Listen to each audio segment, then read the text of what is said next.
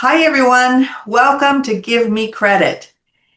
I'm J.S. Waldo, and for those of you who don't know, let me introduce Mr. John Mackey. Hi, John. Hey, how are you? Good, thanks.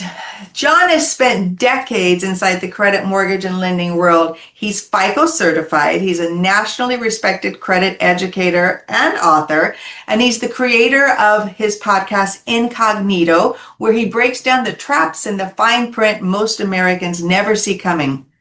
If you want straight truth about credit, not the sugar-coated version, John's the one you want to listen to. You should check him out at creditgenius.substack.com. Also, he's so funny.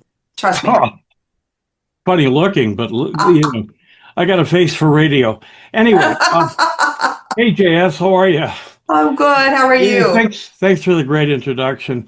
There are many of you that don't know about JS Waldo, so let me introduce her. She's got more than 30 years of experience as a mortgage underwriter. I consider her a genius in this respect. She Not only that, she laughs at my jokes, and that's a benefit, believe me. She brings unmatched insider knowledge, practical tips, and a no-nonsense approach to navigating today's mortgage world. And it's crazy out there, guys. If you value clarity in an industry full of fine print, check out her Substack at JS Waldo. That's JSWHALDO.substack.com.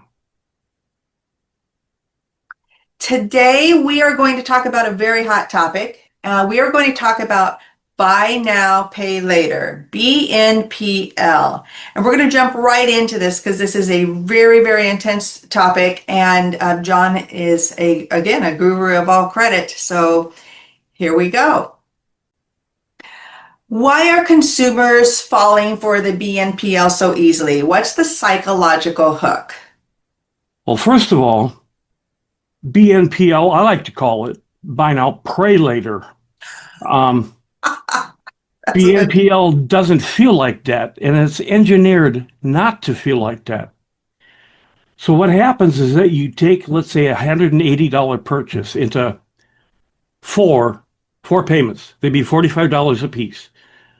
Hide it behind a pastel-colored app, label it 0% interest, and suddenly debt feels painless. BNPL is basically financial nicotine. The first hit is easy. The second feels normal. And then people find themselves juggling 6, 8, 10 microloans firing off at random dates. And you can't remember. Consumers aren't irresponsible. BNPL companies design frictionless debt on purpose. Well, who are the major players in the BNPL market? Well, unfortunately, there's a lot of them, but because they are so new, some you've probably heard of and some you haven't. Now, the big five is Affirm, Klarna, Afterpay, Sezzle, Sezzle, and Zip, which is formerly known as QuadPay. Now, the stealth BNPL lenders, that's what I call them, is PayPal, Pay in 4, Apple, Pay Later, Shop Pay Installments, and Amazon BNPL, which is powered by Affirm. Now, this isn't a payment feature. It's a parallel lending universe with zero unified rules. Yeah, and what we're reading a lot about right now is the delinquency rates. Why is the BNPL delinquency rate so high? JS is because it destroys financial awareness. There's no monthly payment, typically no billing cycle. No monthly payment? You mean No no monthly statement? statement. Did I say payment? I'm sorry. Yeah. I'm sorry. Yeah. Well, there's a problem right there. 'Cause, no monthly statement, no billing cycle, no master list of what you owe, random withdrawal dates, auto pay surprises, and multiple BNPL apps that don't talk to each other, and it stays invisible until it's too late. Yeah, I think that's probably one of the big problems. So I also read about a lot of them that state attorney generals are investigating them. Why is that? Well, because first of all, they're so new, and the business model relies on opacity. Attorneys general demand data on loan structure. They're demanding it now. Minnesota's one of them. I'm sure California is another.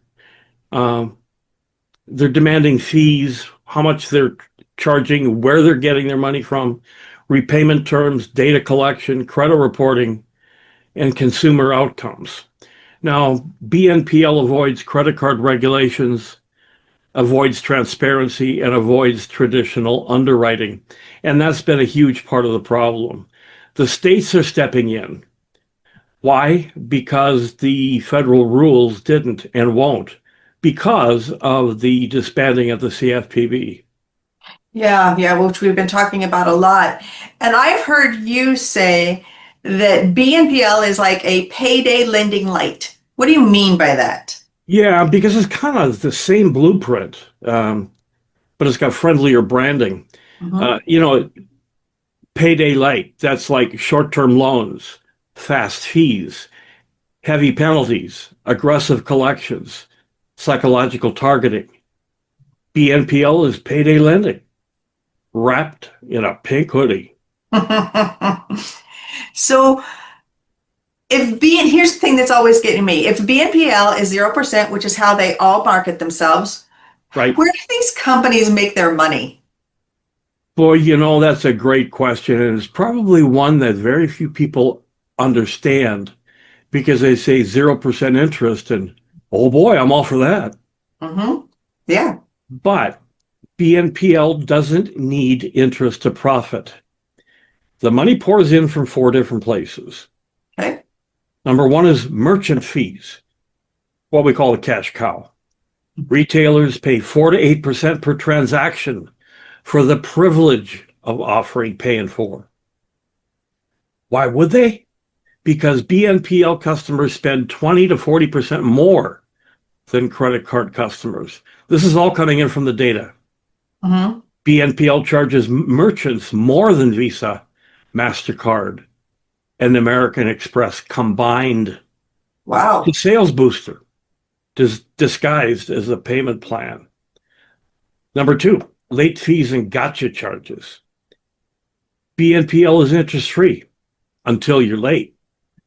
Then comes late fees, failed payment fees, reschedule fees, reactivation fees, convenience fees.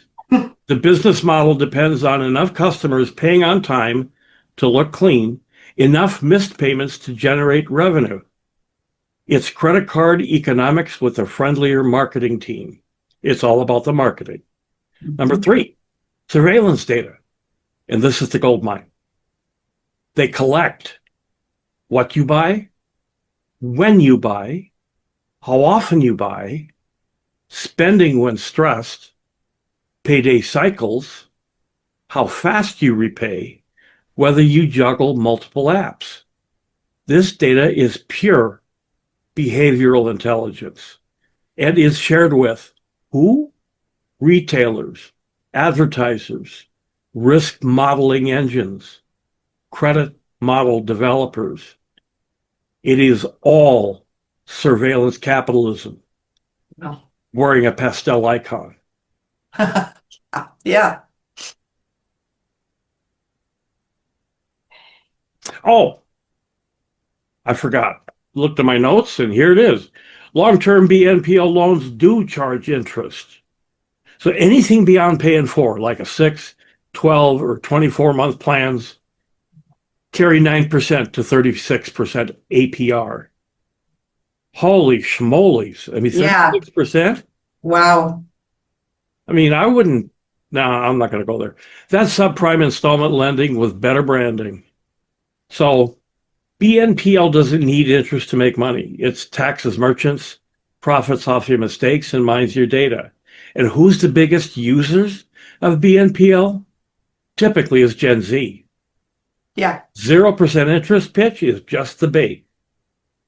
Yeah, that's actually really scary. And I've seen, as an underwriter, I've seen those longer term ones, and the amount they're paying is just crazy high.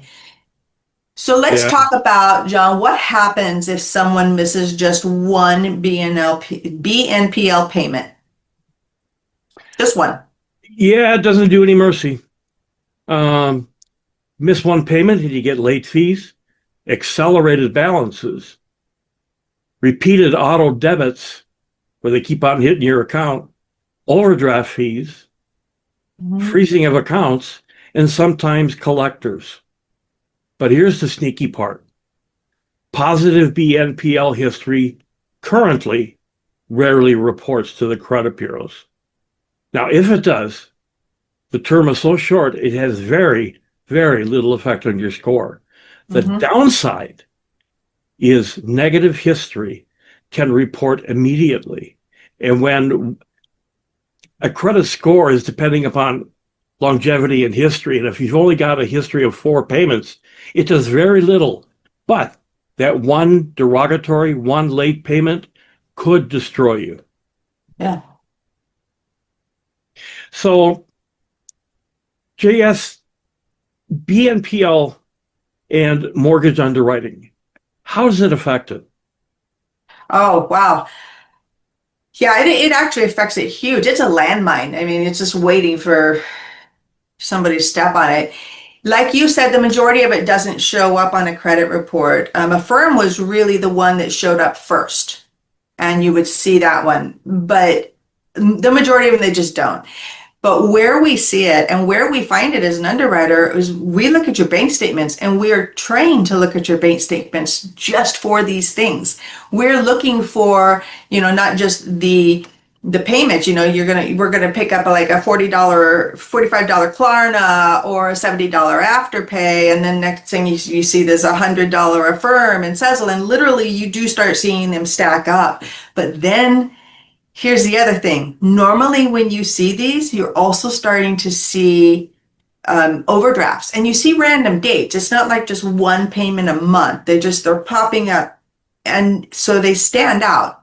What happens is then we have to get it documented. We have to go and it's first off, it stops. Everything stops. Okay, now you have to go document all this, and half the time it just destroys the debt to income, because they advertise the pay in four, but they do offer more than that, and consumers take it. Or like you said, they've missed a payment.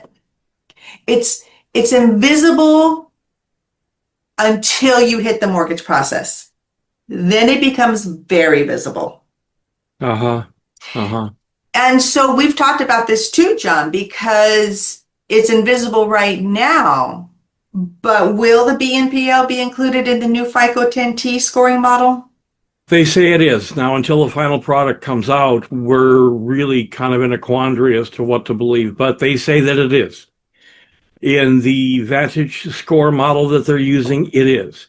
Mm-hmm. FICO 10T will be including it in that. So if you're going for a mortgage and they're using both FICO 10T and Vantage score, it will take into account. Um, Everything changes then. Yeah. Because what FICO 10T does, and we cannot overemphasize this, is that it measures behavior. In other words, it doesn't take just a snapshot of your credit report.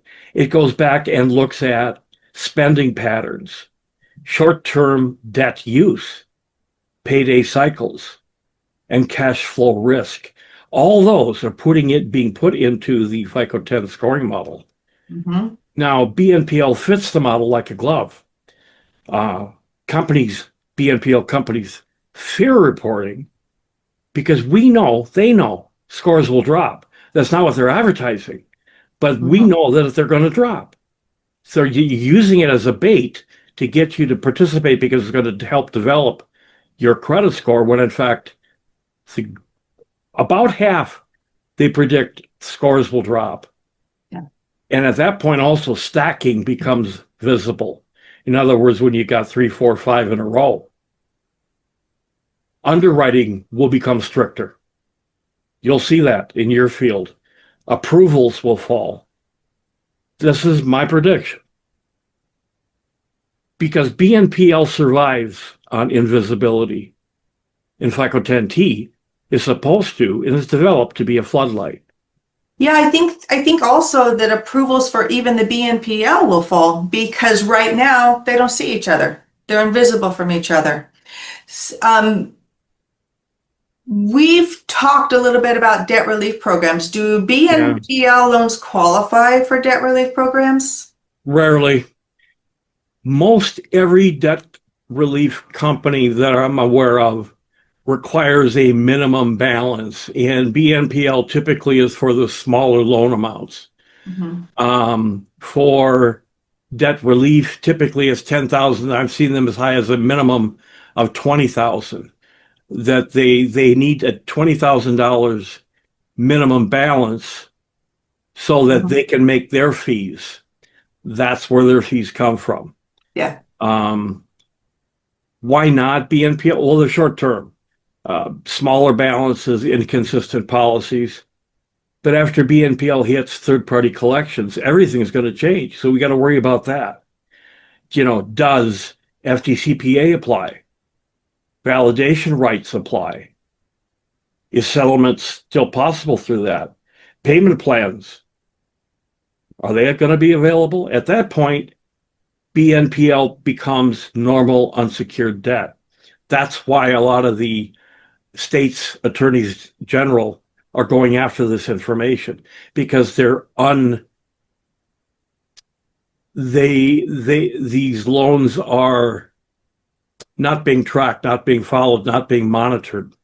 Yeah, totally unregulated. Yep.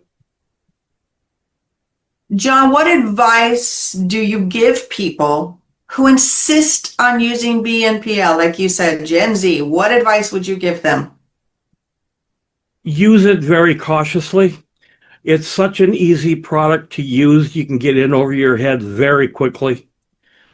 Um, I would treat BNPL like real debt. Yeah. Don't stack the loans. So never use one, maybe two. I'm not even going to say two. Let's take that away. Never use more than one BNPL app. Okay. Every due date on a calendar. These aren't once a month payments, guys. Typically, they're once every 2 weeks. And if you're in a schedule mindset of payments are due once a month, you're automatically behind. And Yep. don't use it when you're stressed financially. You know, Yeah, I've even seen ads for this on TV where they put the people in a stressful situation. The water heater just broke. right, Don't worry, just get a BNPL because you right. can't afford it right now. Well, and what happens when these people don't have credit anyway? I mean, that's what's going to be offered to them. Hmm. Um, and that therein lies part of the problem is not the what I call nickel dime articles. It's not the $180 article worth 45 a month. It's the water heater that's, maybe $1,000. A furnace that may be 4 or 5,000. Those are the things you need it. You need it now. I can provide it now, but you got to do this paying 4, paying 6. That's Right. where the problems are going to happen. Yeah. So as you say, BNPL isn't budgeting, it's borrowing. Yeah, absolutely. Yeah. So it looks friendly. I guess that's the bottom line. That's Yep. what we want you to know. BNPL looks friendly. That's the design, that's the marketing. But behind the soft branding, those pastel colors, as you say, John, are real financial consequences. Mortgage lenders see it, regulators see it, and soon credit scores will see it too. Yeah, it's kind of like it reminds me of my old dating situation back when I was a kid. These girls look friendly, but that's not the design. But anyway, um, so you have to understand, guys, that when a financial product feels painless, it's because someone engineered it to feel painless. If you don't have the money, if you can't pay for it in a month, get pay cash for it. It's an invisible debt until it explodes. So we want you to stay aware, stay sharp, and please read the fine print. Yeah, and again, I'm going to invite you all to read and listen to John Mackey. We appreciate you tuning in to Give Me Credit. Don't forget to like and subscribe so you never miss an episode. Also, feel free to ask questions in the comments. We're here. John has so much knowledge. That's why I call him the credit guru. We will answer all of them. And again, you can follow me for mortgage insights. You can check out my Substack at jswaldo.substack.com. But again, for more credit tips, for more in-depth information, financial news, and his featured podcast, Incognito, which trust me, you'll love, head over to John Mackey's Substack at creditgenius.substack.com. John, again, I want to thank you. Thanks, guys. And, I also want to bring up the fact that a lot of the information you put out, JS, on your Substack it's incredibly intelligent stuff. And it's stuff that I've never thought about. Now, I was in the mortgage business for 10, 15 years. What you write on, what you post on is extremely valuable, even to me. Learning this, even being in the field, I learned it because you're way above me in that field. Well, that's why we complement each other. Thank you very much, John. Yeah. So again, thank you again for listening. Subscribe and like, whether you're on Substack or you're on YouTube. And we will come back and see you in a week with some more great information. We will. Adios. Bye.